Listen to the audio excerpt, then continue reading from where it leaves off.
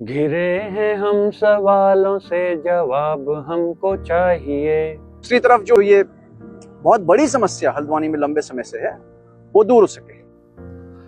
जी हाँ, यहाँ कमिश्नर बात कर रहे हैं गेटवे ऑफ कुमाऊं के ट्रेंचिंग ग्राउंड हल्द्वानी की। ट्रेंचिंग ग्राउंड है, इसको मैं देखने आया था। यहाँ पे जो लेगेसी वेस्ट है उसका टेंडर नगर निगम कर चुकी है। लगभग 6 करोड़ के आसपास का टेंडर है और 6 महीने की अवधि है। 6 महीने में 6 करोड़ यानी 1 महीने में 1 करोड़ खर्च होंगे। ये एक कॉन्ट्रैक्ट साइन किया हमारे हल्द्वानी नगर निगम ने। ठीक हो गया।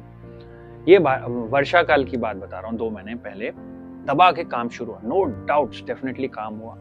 एक मशीन जो चल रही थी 14 घंटे चल रही थी और जो चर्नड प्रोडक्ट जो था उसका लीगेसी वेस्ट का, वो बड़ी बड़ी लंबी लंबी यूपी की गाड़ियों में डंप होकर कहीं जा रहा था। अब वो कहाँ जा रहा था और उसका पर्पस क्या था, वो डंप किया जा रहा था या फिर से किसी चीज में आग लगाने के लिए प्रयोग में किया जा रहा था, वो किसी को नहीं पता। अगर आग लगाने के लिए किया जा रहा था अगेन फिर से वो डेंजरस चीज है क्योंकि वो वेस्ट है। चलो इस पे नहीं आते हैं। अब आते हैं जब ये आग लगी, ये 2 दिन से आग लगी हुई है, रात भर आग लगी, स्मोक आग आप देख ही सकते हैं।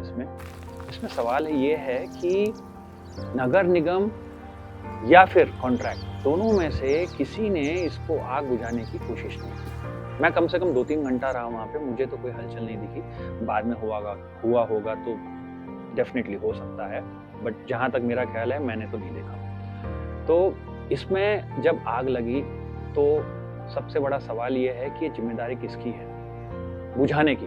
मैं लगाने की बात नहीं कर रहा, बुझाने की बात कर रहा हूँ। बुझाने की किसकी है, नगर निगम की है या कॉन्ट्रैक्टर की है या दोनों की है। ये ऐसा तो नहीं कहीं कॉन्ट्रैक्टर सोच रहा है नगर निगम करेगा, नगर निगम सोच रहा है कॉन्ट्रैक्टर करेगा। ये चक्कर में 2 दिन से लगातार आग लगी हुई है और धुआं पूरे गेटवे ऑफ कुमाऊं में तो पूरा घूम ही रहा है। और जिसने लगाई होगी गलती से उसके भी घर वालों को ये फेफड़ों में जाकर लग रहा होगा ये पक्का। तो सवाल, चलो मैं उस पर नहीं जाता हूँ क्योंकि ये कोई प्रूवन वो नहीं है कि इसमें आग लगी है या आग लगाई गई है। दूसरी बात, इसमें जो बताया गया है कि कैमरेज लगेंगे। साइड में हल्द्वानी की तरफ कुछ लोग खुले में कूड़ा डाल रहे हैं, उसकी वजह से भी है। तो जो हल्द्वानी की तरफ में तो नगर निगम से वहां पे कैमरा इंस्टॉल करने के लिए कहा गया है और कैमरे में जो भी कूड़ा डालते हुए दिखेगा उन सब के विरुद्ध चालान होगा और जो भी इसमें पेनल्टी है इम्पोज करने की अधिकतम वो हम इम्पोज करेंगे।